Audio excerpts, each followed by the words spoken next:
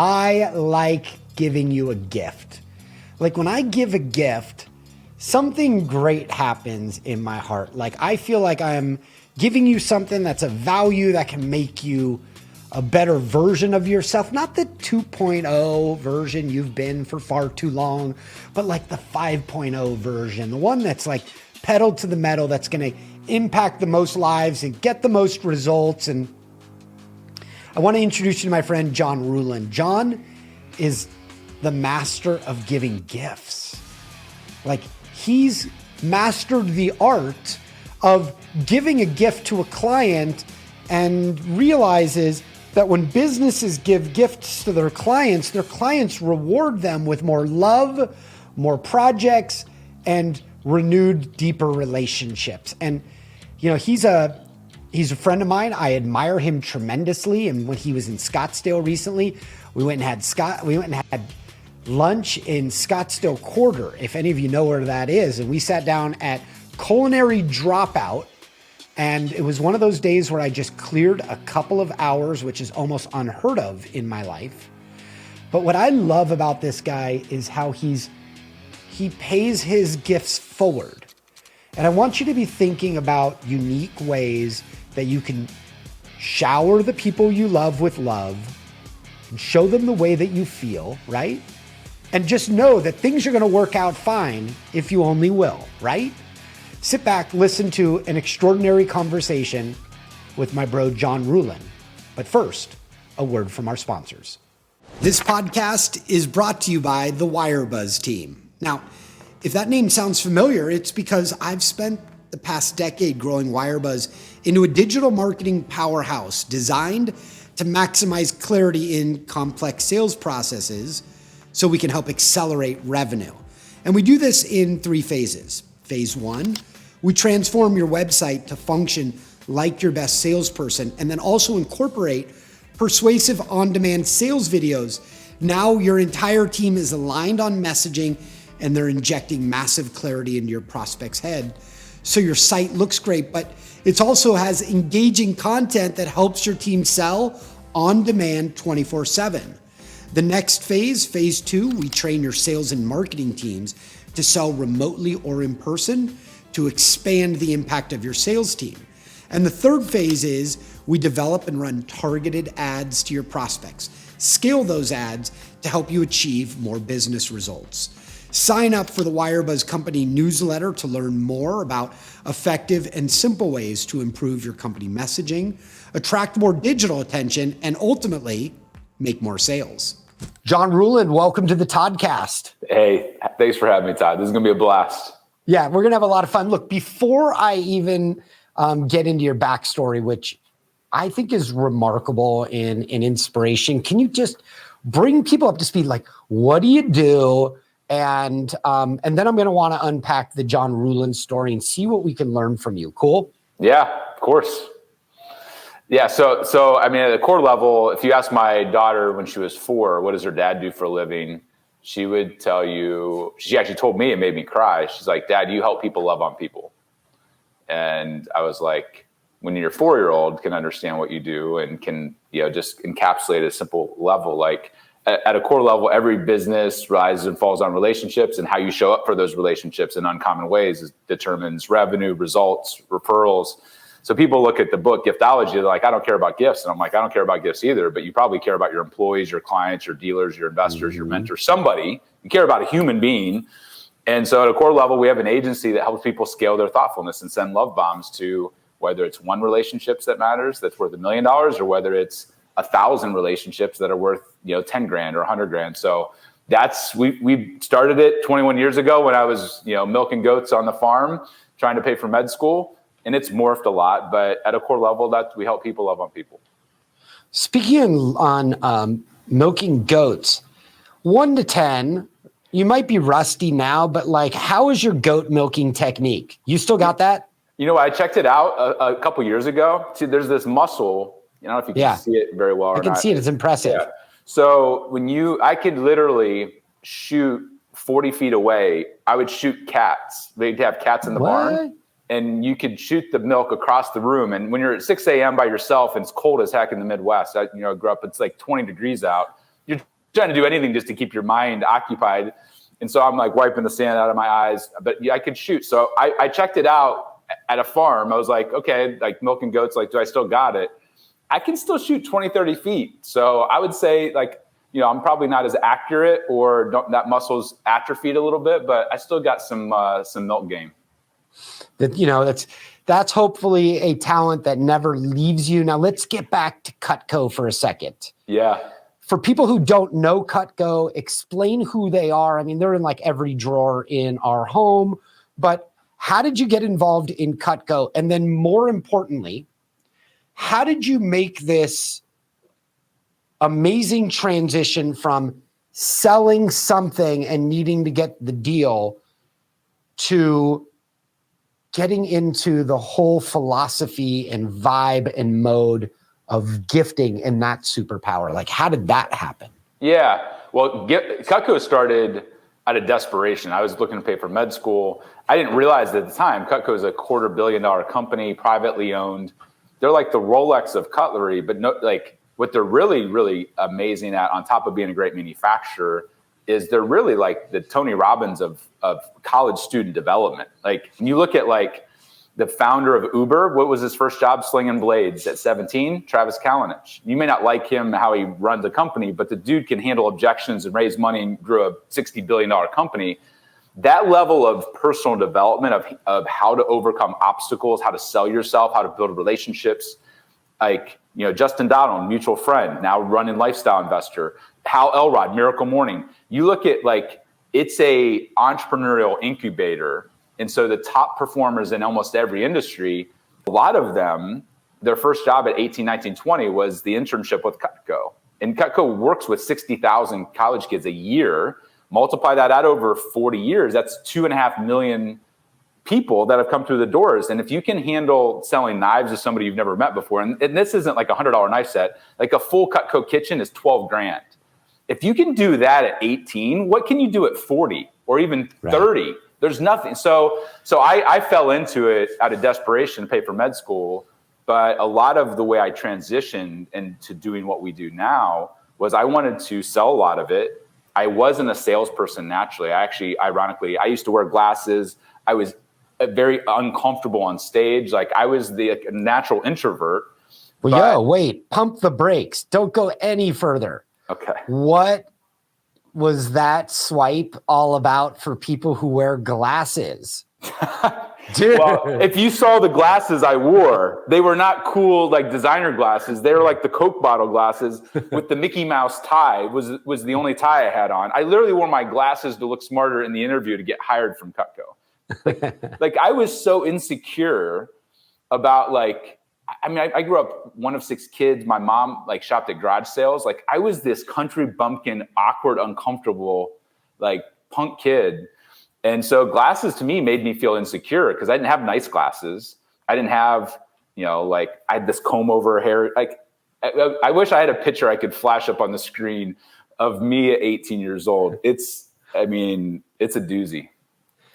So you start selling, and one of the things I love about going through high repetition sales is the repetition being the mother of skill process, or the polishing yourself as you're going through and getting no's and doors closed, and how much stronger that makes you as a salesperson and as a relationship development person. What were those early days at Cutco like for you? As you started to pick up skills, did you start to see that there was a whole nother John Ruhlin inside of this big nerd country bumpkin body? Yeah, there was. I mean, I didn't like the awkward, uncomfortable conversations. So I got very good at prospecting and filtering through my referral list because we didn't cold call. It was always referral. So I got very good at coaching the person. I got very good at figuring out of the 20, I averaged 20, 25 leads per deal. And I learned that if you'd bring cake and other things over to cut and make dinner for somebody, they loved you and they give you a lot of referrals, and it made it not uncomfortable because you're breaking bread with them. So I learned the things that got my close rate up to 90, 95%. My average order was, over $800. And it was because I became really good at qualifying and setting the stage so that like people that had no desire to buy knives, nobody's like, I need $2,000 or $5,000 in knives. Nobody does. Like everybody already has knives. But if you showed them the quality, this is how many times you're going to use this per day over the next 30 years, like you can make a great case of like, you bought $2,000, you spent $12,000 on your refrigerator. Why would you not spend $2,000 on your knife set that you're going to use every day? And so like a lot of the coaching and the whole like realm of development within Cutco is like, you get so many no's, like, yeah, you can keep beating your head against the wall. And it's not that you're not ever going to get a no, but like, let's put the odds in your favor. Let's see the people who have disposable income. Let's see the people who have a business who I can sell, $5,000 in knives for themselves and then $50,000 in knives for their employees and clients. So we started to make the connections of how to put the odds in our favor to close more and get less no's. Okay, now this is what I'm particularly nerdy about. Like at some point, you went off of the original Cutco sales process and mission to be able to tap in and serve larger numbers of people. I want to go back into that psychology. Like, what was the breakthrough moment when you were like, and every time I've heard you talk or, we've sat down and shared lunch, I've always been interested in that breakthrough that happened to the point where you started to realize that the original customer base, you're just scratching the surface, but there's a larger number, multiple. How did you discover that? I mean, really, it happened early on, kind of on accident. I'd like to say it was like this huge process. My original mentor, Paul, was this law firm owner. He was my girlfriend's dad. He was a rainmaker. Referrals came his way, deals, like he owned oil wells and banks. But he was this radically generous person who was like, not at Christmas, like year round, he was giving things away. We call them love bombs. And it wasn't the tactical, like, hey, I give you this gift after referral. It was like, he would just shower hundreds of thousands of dollars across the community, no strings attached. And guess what? He was the most liked, trusted, and top of mind person. And I saw how relationships flocked to him, deals, opportunities. And I'm 20. I looked at Paul, he was 60. And I'm like, I want to be Paul someday. So what am I going to do? I'm going to start mimicking in my own little way what Paul's doing. So I would start giving things. And I remember I pitched him the idea of giving away, because he bought a set for his 3 unmarried daughters. So he dropped like $5,000 on knives, but like crazily. And then he came back to me with this question. It's a security device. He's not dumb. No, I know. Exactly. So he's like, John, I want to help you hit your goals. What else can I, but I don't know what else I can buy. This stuff lasts forever. And so in my head, I'm like thinking, well, maybe he'll buy Cutco pocket knives. They're $100, $200 a piece for all his clients. They're all dudes that own companies. And I pitched him the idea, and he's like, John, I want to order 100 of something, but not pocket knives. I'm like, what do you want to order? And he's like, paring knives. Like, you want to buy these $100, $200 paring knives? Like, these are all CEOs of million and billion dollar companies. Why do you want to give them a kitchen tool? And he's like, John, the reason I have more referrals, deal flow, access, I found out a simple truth, and that's if you take care of the family, everything else takes care of itself in business.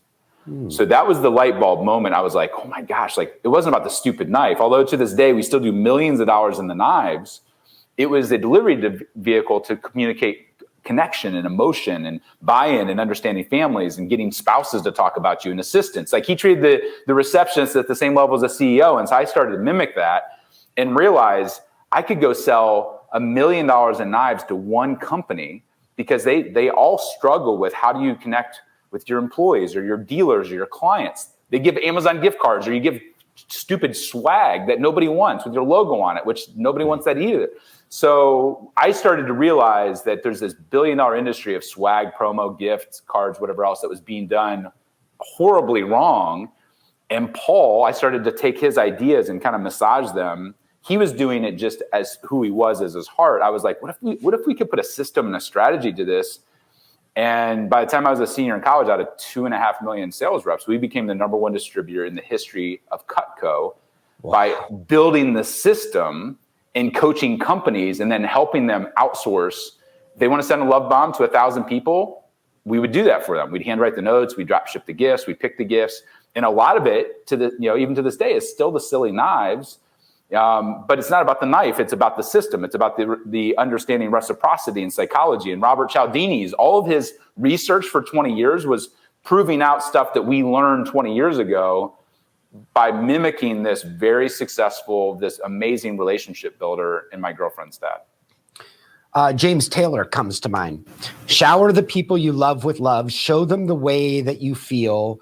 Things are going to work out fine if you only will. And John Ruhlin is proof of that. Does showering people with gifts and leading altruistically impact your referability factor? Oh my God. I think if you want to be referred, you need to be liked or loved. And when you give something to somebody, whether you believe in a God or not, the way God's wired the world is when you love on relationships. That's why Proverbs 18:16 says, a gift ushers you before kings. We all want to be before kings, whether that's the Tony Robbins or financial advisors or the Joe Polishes or the Ed Miletts or whoever those people are. There's all this noise. You want to cut through that. You have to be liked or loved. You have to be top of mind with thousands of messages. That's why your video methodology, like everybody gets a text message or an email or whatever, you send a personalized video to somebody, all of a sudden you're top of mind in a different way. You connect with people in a different way. The gift is just that video. It's a representation of the value. It's a top of mind engagement tool. And so you want to get more referrals, you have to be liked, trusted, and top of mind. Most people are like, well, I'm liked. And I'm like, but are you top of mind? Are people telling the story about you when you're not in the room at the boardroom or on the golf course? The reason the stupid knives work so well is where do most people break bread? With the people that they love, their inner circle, the other CEOs, the other clients in their home. Whether you're a billionaire or whether you're a janitor, everybody has a kitchen in their home.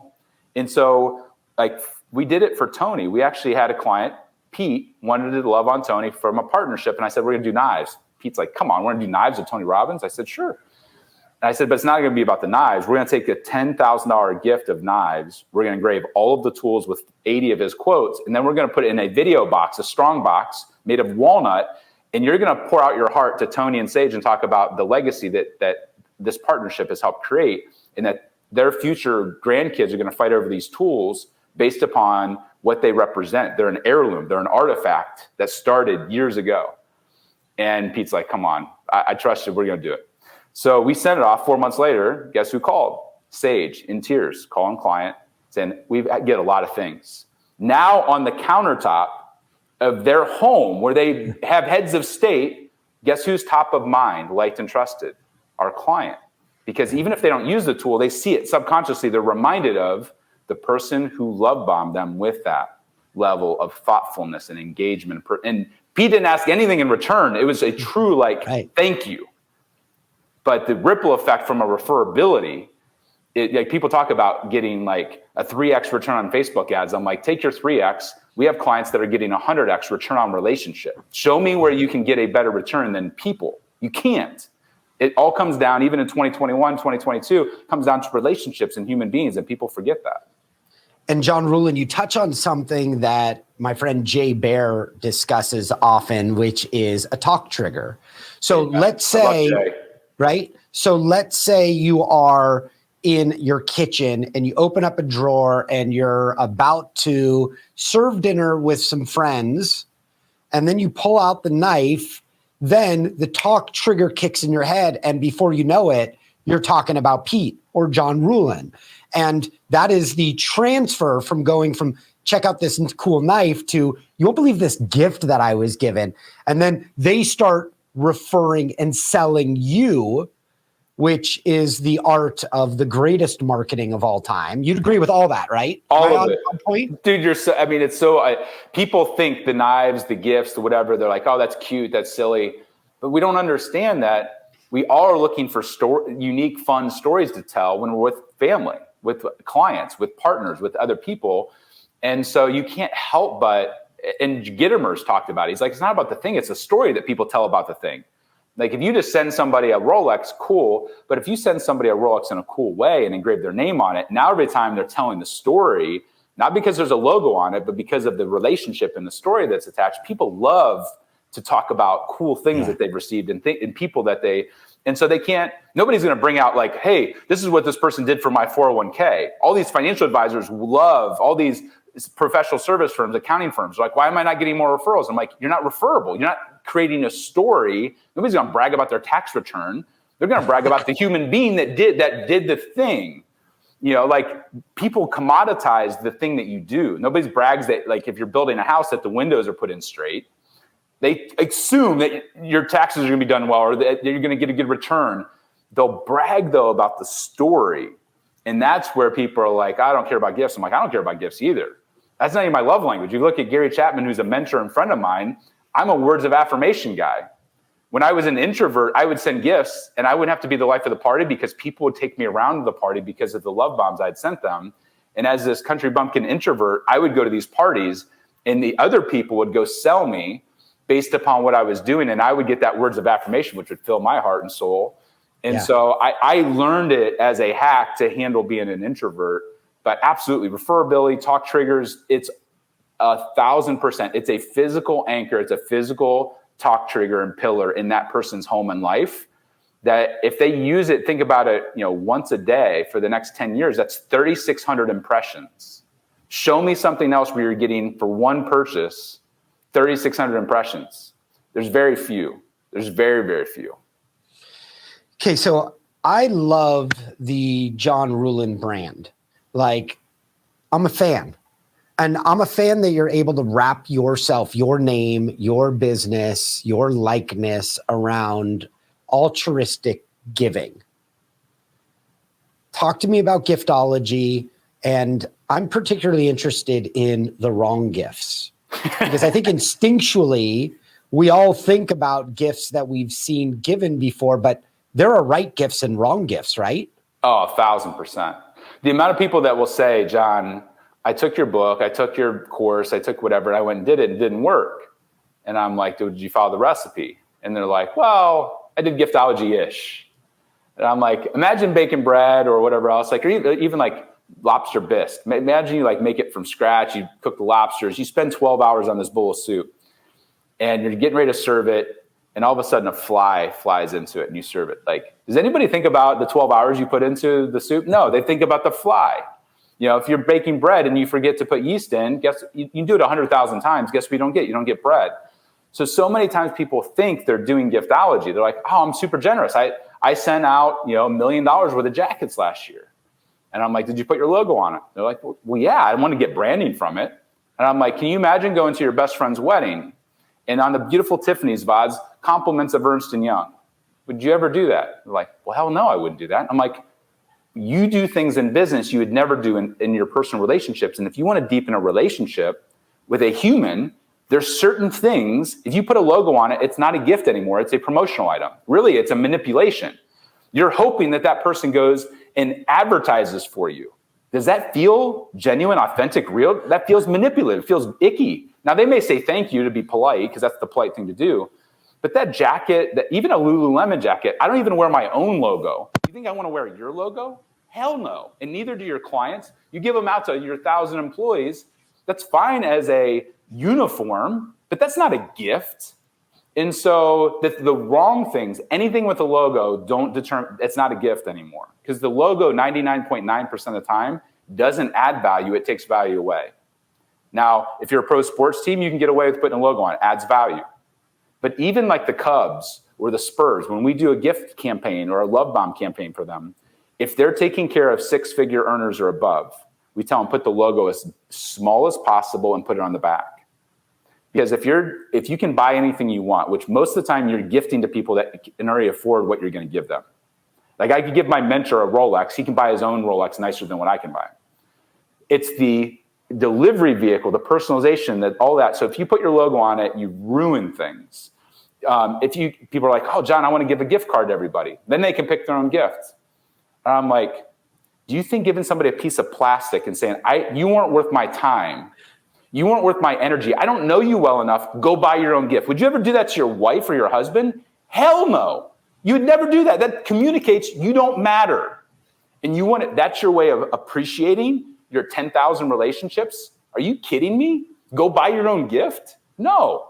Now, that's better than a sucky, like koozie with a logo on it, but it still communicates like you're spending, if you add up, $100 or $1,000 gift card times 10,000 people, companies are literally spending millions or tens of millions of dollars to communicate to their most valuable resource, their human relationships. You don't matter. You aren't worth the time. I don't know you well enough.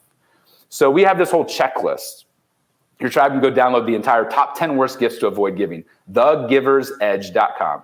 They can download gift cards are on there. I talk about why food is one of the worst gifts. Now, there are situations for each of these.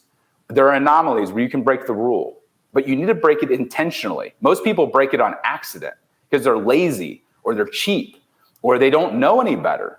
They're just ignorant. They don't realize, like, I wasn't trying to piss people off by giving a ham to all my clients and half of them are Jewish, but people do it all the time. Or they give alcohol to people, then their mom or dad or sister is an alcoholic. Or they give a bottle of wine that's $50 and their daily drinker is a $500 bottle of wine. So it's not that I don't think that people have bad intentions. I just think people don't understand what they're communicating. They're literally spending money. And if they spend it the right way, they could put $1 into this. They could spend $100,000 and get $10 million back out if they understood the impact of what they could have with these relationships, because the bar is really low. People think they're a 7 out of 10 on generosity and gifting, and really they're a -3 because they've never gotten honest feedback to say, I thought less of you as a human when I got your typed note versus a handwritten note. I thought less of you as a person when you gave me that sweatshirt with a logo on it. They never get the honest feedback. You know, my wife does something really interesting. I asked her about where the origin of this is, and we were able to unravel it. But my wife goes and creates gift baskets for all of her girlfriends on their birthdays. And they're super thoughtful. And she picks out like some of her favorite things that she knows her friends may not have experienced, but they should have their horizons broadened. Heck yeah. And when it comes, that gift basket touches these ladies' hearts so deeply because somebody put that much effort and interest into making them feel amazing, right? So like, and Wendy's girlfriends will pull me aside and they're like, she's really special. Like, she gives a lot of love from a very deep place. Talk to me about a business that wants and deserves to be very special in the eyes of their clients and prospects. Is there like a formula for like tithing? There's a simple formula. Is there a simple formula for gift giving? And if so, walk me through that. Yeah, so there is like people hear gifting or love bombs and they're like, oh, this is a woo-woo thing, or this is like soft. Like, who cares? This is limp. And I'm like, you don't understand. Like the people that are the best in the world, it's like the book Give and Take, Adam Grant. The top performers as a doctor, teacher, pastor, sales rep, business owner are givers. And I think people have latched onto that and like, I want to be a giver. I want to be generous. But they don't have a structure or framework of how much is too much or what's not enough. And so it should be a math equation. My business partner is very much a numbers guy. Like, he grew up, he was at a top 100 accounting firm. And the math equation is 5 to 15% of net profits should be reinvested back into relationships. That includes internal. If your employees, it's your labor cost, 5 to 15%. If it's external, it's 5 to 15% net profit. I don't care if somebody's doing $1 billion in revenue, what's their net? Because this should be like, you're reinvesting back into relationships to do 3 things. Keep them, grow with them, cross-sell, upsell, work with them in different departments, divisions. And the secret sauce is to get them to be a sales rep for your brand. Yeah. Not a referral partner, not somebody that says, oh yeah, if I'm asked, I'll tell you who I use. A sales rep is somebody that goes out and is actively advocating as an army of ambassadors. That's way different. It's like Tim Ferriss's concept of true fans. And Cameron Harold, who I talk about in the book, we invested $25,000 in that relationship. People are like, John, you did the Brooks Brothers and then you kept going. Why? And I'm like, if I hired Cameron for 1 year, it cost me $2 million and he wouldn't even want to be my sales rep. He would never take it. He'd be like, I'm too busy. But because I loved on him with $25,000, he went and advocated and became my sales rep for a decade. And he produced 50X on that $25,000. Unpaid sales reps. So that reinvestment amount of 5 to 15% of net profit. So if you profited $100,000 last year, that's 5 to 15,000. People are like, that's a lot of money. I'm like, you get to keep $85,000. What if those clients went away? What if those partners went away? You'd have no grant. So they're buying their own gift. And so if you made $1 million last year, that's $50,000 to $150,000. Is it a lot of money? Not if you get to keep 100 or 850,000. And next year, instead of making $1 million, you make 1.5. So understanding that this isn't a woo-woo, or this isn't to make you feel good. This is a strategy to grow your revenue and your referrals and your profitability in a way that nobody else is doing. Most people want to spend more money on advertising, or they'll hire an extra 3 employees, add 200 grand in fixed cost overhead to their company. And Cameron pointed this out to one of our clients. He's like, Jason, you'll hire 2 people, add 150 grand in overhead, and you'll make that decision in 5 minutes to hire 2 extra people. When's the last time you invested 150 grand in the people that allowed you to have that company to begin with? And you'll take 12 months to make that decision. Makes no sense. Spend the money, reinvest the money. It's the same 150 grand. So if you start there and you actually have a real number or metric of what to work with, and then you go start writing, you call it your gratitude list, whatever. I'll start writing down the names of like who has gotten you to the dance, who's allowed you to have this company. Is it employees? Is it partners, mentors, advisors? Have the list. And then you can start to onboard into our system, which your tribe can go download entirely for free. It's what we charge tens of thousands of dollars to walk through. And at giftologysystem.com, they can download the whole playbook. Most people want to start with step number 7, which is what's the cool, sexy gift? Like guys are the worst. They're like, hey, what's cool I can send out? I'm like, that's step number 7. The what is only 50% of the impact. Who are you sending it to? Do you know if they're married or not? Do you know if they have pets? Do they have kids? We call that the inner circle. How frequently should you be sending something to somebody?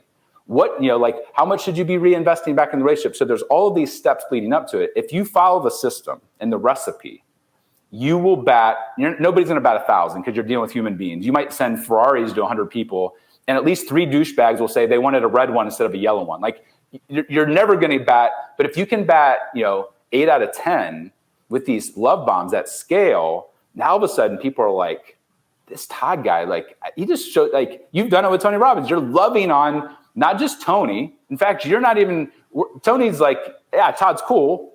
You're taking care of the crew, the camera people. You're loving on the people behind the people. We call that the inner circle.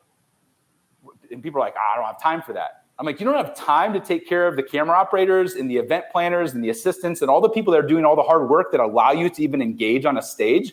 Are you stupid? Even if you're a selfish douchebag, you should be like loving on these people because they're the ones that are going to go out of their way to advocate and actively be engaged.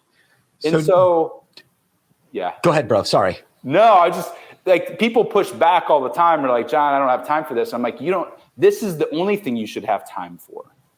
And it's fun. And it's just being a good human.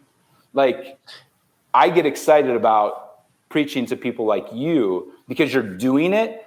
And then you're going to take it and you're going to amplify it even more and inspire more people to be more generous and more people to be radically over the top with their people and taking care of the people behind the people. And so anyway, I'm on my soapbox. I'll jump off.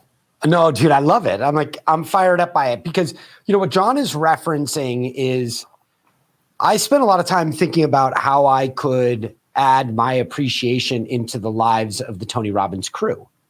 And every time I speak, that's an opportunity for me to develop a deeper relationship. And by the way, these people that serve Tony that are behind the stage, my wife said to me, and my wife and I are both trained in 5-star diamond resorts as Wendy, who's worked in the greatest spas in the world, and me, who's used to be a fine dining waiter at some of the greatest restaurants in America. We have training on how to go above and beyond to love on people. And so I was telling John that every time I go to the Tony events, I always think about what can I bring for the crew that will make their life nicer, easier, more special, and also develop a relationship with them at scale. So what I do is there's a sweet shop that's walking distance to my house. It is the founder is the former bartender of the restaurant closest to our house. So if Wendy and I go to happy hour, and by the way, our mutual friend, John Kaiser, will come in and join us for a cocktail because he knows we're probably going to be there. JK. And it's near his house. So the bartender told us right before the pandemic that he's going to take his life savings and open up a sweet shop. And honestly, as an entrepreneur, I was like, bad idea. That's a bad idea. and I really, and he's like, and I said, well, how long have you, he's like, how long have you been baking? And he said, I actually just learned how to make a cake, but they're really good. I'm like, bad idea. Again, bad idea. So then he leaves his bartender job, opens up a sweet shop January 2020, and within 2 months, when he opens up his door, full bloom pandemic, and the entire neighborhood jumped in and started supporting him, and he made the greatest butter cakes in the entire world. So our whole neighborhood has adopted his sweet shop. He's now opening up his third, and he's in negotiations to open up 300 of them around the US. And because I'm speaking at a business event and the guy is a Tony lifetime follower, his story is going to resonate with the crew. So here are some of the sweets, and we bring like 100 and something. I'm going to show you on this camera on the crafts table. But if I zoomed in on each one of these, there's like let's see if I can get that, like a fortune on them hanging off the side. And on the fortunes, what I did is I lifted my favorite 25 Tony quotes of all time, like repetition is the mother of skill, or where your thoughts go, your energy flows.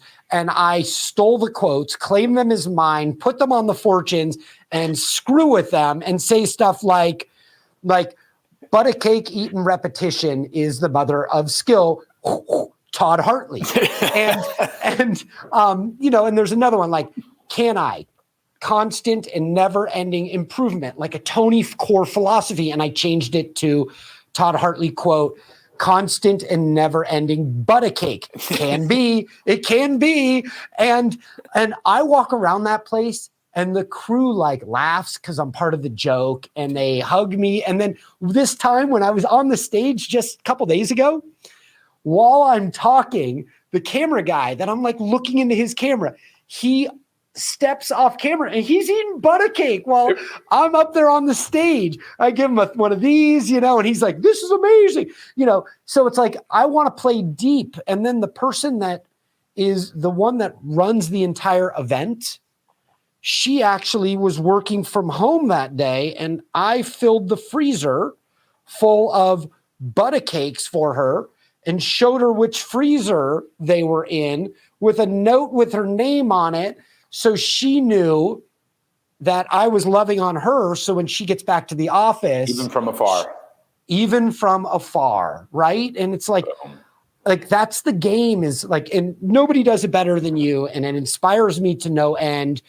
John, tell me how people can learn more, study from you, gain some of your gurudom and bring it into their business so they can take the people that know, love, and trust them and turn them into their referral network. Yeah. Well, I would say, when we covered, if somebody would apply what we just talked about, they would already be in the top 1% of gift givers. Because I talked about, like, most people, they check a box at Christmas, the worst time on the planet to send a gift. It's obligatory. It's expected. So if you would just follow the playbook that we just talked about right now, you'd already be far. You don't have to go buy the book.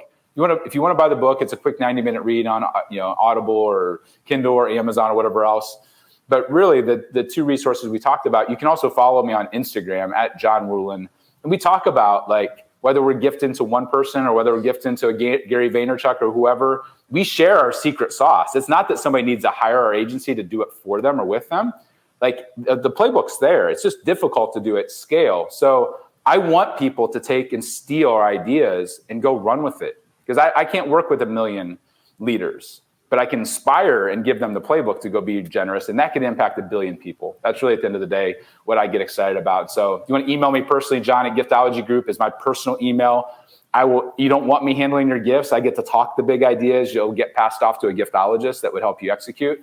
But at a core level, don't talk about being generous.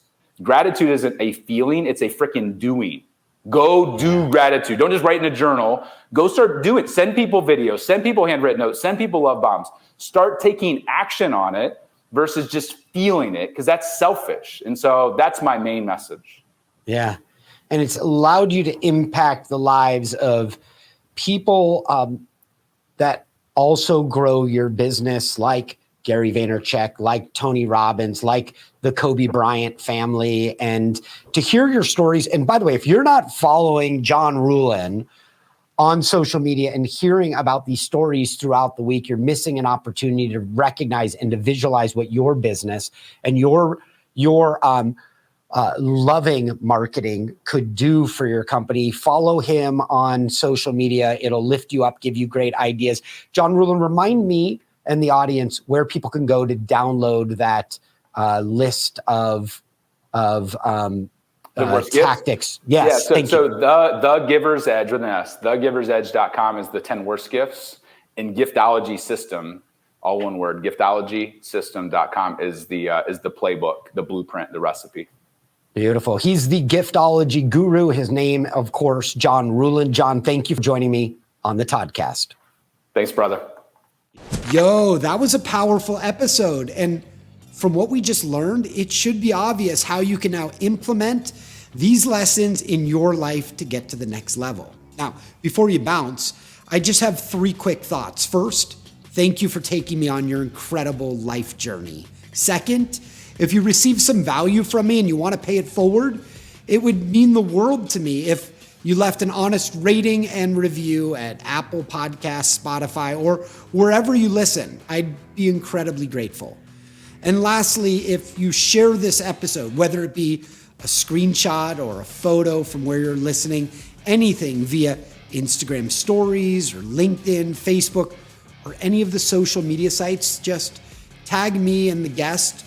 I'll repost your content and I'll reply back in the comments because I love mixing it up. In fact, I'd love to share your shout outs in my feed too. Not only are these shout outs really good for you and for me, but they also help us book more amazing guests because they'll be able to see the reach that you're helping to cultivate. This is a way for you to help contribute to the show. So thank you again for listening, and I look forward to earning a regular spot inside that ear of yours. Let's grow.